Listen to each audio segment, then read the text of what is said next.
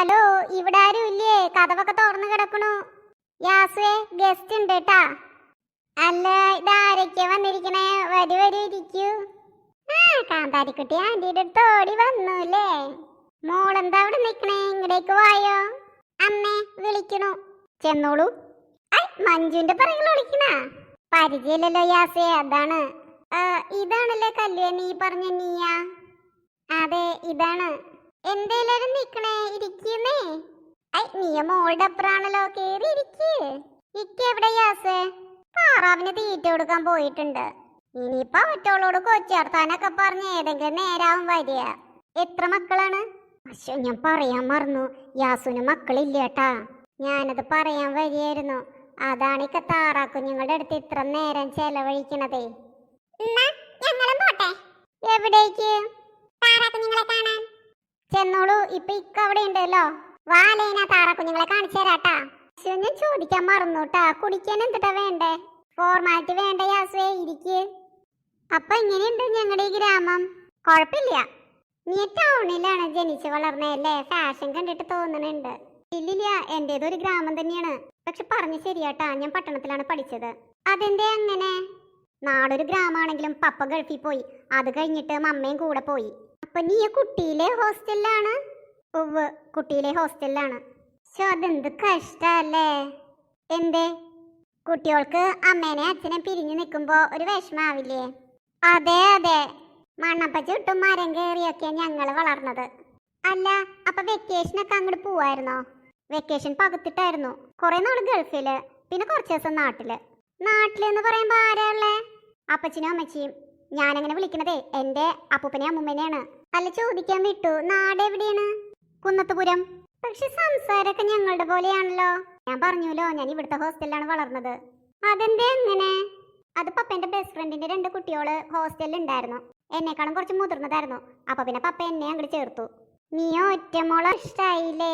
നീയോ ഒറ്റയ്ക്ക്?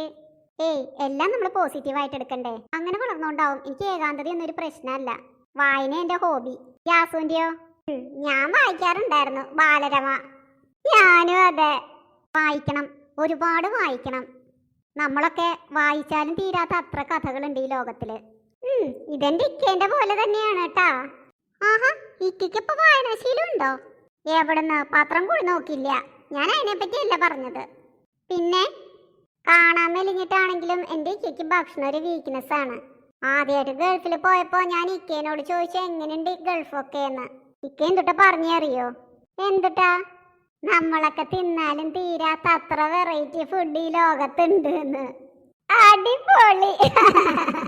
അല്ല, ഇക്ക കഴിക്കണേക്ക് എവിടെയാ പോണേപ്പോ? ഒരുപാട് ആളുകൾക്ക് ഒരു തെറ്റിദ്ധാരണയുണ്ട്. ഭക്ഷണം കഴിക്കണവരാണ് വണ്ണം വെക്കുക, ഭക്ഷണം കഴിക്കാത്തവര് മെലിഞ്ഞിരിക്കും. എല്ലാവരുടെ കേസിലും അങ്ങനെ അല്ലാട്ടാ. എത്ര കഴിച്ചാലും വണ്ണം വെക്കാത്ത എത്ര പേരുണ്ടെന്ന് അറിയോ ഈ ലോകത്ത്? അതൊക്കെ ഒരു ഭാഗ്യ. ഞാനൊക്കെ പച്ചവെള്ളം കുടിച്ചാലും തടിക്കും. ഭാഗ്യം എന്നൊന്നും പറയാൻ പറ്റില്ല. മെലിഞ്ഞിരുന്നാളും ആളുകൾ കുറ്റപ്പെടുത്തും, തടിച്ചിരുന്നാളും ആളുകൾ കുറ്റപ്പെടുത്തും. അത് ശരിയാട്ടാ. പാടുപെട്ട് ഡയറ്റ് ചെയ്ത് 2 കിലോ കുറഞ്ഞാലും ആളുകൾ ചോദിക്കും, കല്ലേ കഴിഞ്ഞ തവണ കണ്ടേലും തടിച്ചൂലോ. പക്ഷെ ഇടയ്ക്ക് വെച്ചിട്ട് കല്ലും മെലിഞ്ഞായിരുന്നല്ലോ. അന്ന് 10 കിലോ കുറച്ചിരുന്നു കേട്ടാ. പിന്നെ എന്തേ ഡയറ്റിങ് നിർത്തിയത്? എനിക്ക് പട്ടിണി കിടക്കാൻ വയ്യ, അത്ര തന്നെ. അശ്വ, പട്ടിണി കിടക്കേണ്ടി വന്നോ? ആ സമയത്തെ വാശിക്ക് ഒരു നേരത്തെ ഭക്ഷണം അങ്ങോട്ട് ഉപേക്ഷിച്ചു. എപ്പോഴത്തെ? രാത്രിയിലത്തെ. ഓ, അതാണെന്ന് 6 മണിക്ക് രാത്രിയിലത്തെ ഭക്ഷണം കഴിക്കുമെന്ന് പറഞ്ഞത് അല്ലേ? ഉവ്വ്. പിന്നെ എനിക്ക് വയറ്റിൽ അസിഡിറ്റി ആവാൻ തുടങ്ങി. അങ്ങനെ വീണ്ടും ഭക്ഷണം കഴിച്ചു. ഞാൻ ഭക്ഷണം കഴിച്ചാൽ വണ്ണം വെക്കും, ഭക്ഷണം കഴിച്ചില്ലെങ്കിൽ മെലിയും. അതാ നല്ലത്. വേണ്ടപ്പോ കൂട്ടാം, വേണ്ടാത്തപ്പോ കുറയ്ക്കാം. അല്ല, കുട്ടികളെ കാണില്ലല്ലോ. ഇക്ക കുളത്തിന്റെ അടുത്ത് തന്നെ ഉണ്ടല്ലോ അല്ലേ? അങ്ങടേക്ക് നോക്ക്, ജനലിൽ കൂടെ കാണാം.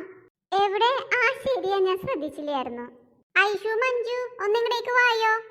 എന്താ അമ്മേ? പൂവണ്ടേ വീട്ടിൽക്ക്? ഞങ്ങള് അങ്കിളിന്റെ പോവാ. നിക്ക്, എവിടേക്കാ പോണേ? താറാ കുഞ്ഞുങ്ങളെ നമ്മുടെ വീട്ടിലെ സ്വിമ്മിംഗ് പൂളിൽ കൊണ്ടിടാൻ. എന്റെ ഈശ്വരാ, സ്വിമ്മിംഗ് പൂളിൽക്കാ? കുറച്ച് നേരത്തേക്കുള്ള അമ്മേ, പിന്നെ ഇങ്ങോട്ട് തിരികെ കൊണ്ടുവരും. ഈ കുട്ടികൾ എന്തൊക്കെയാ കാട്ടിക്കൂട്ടണേ?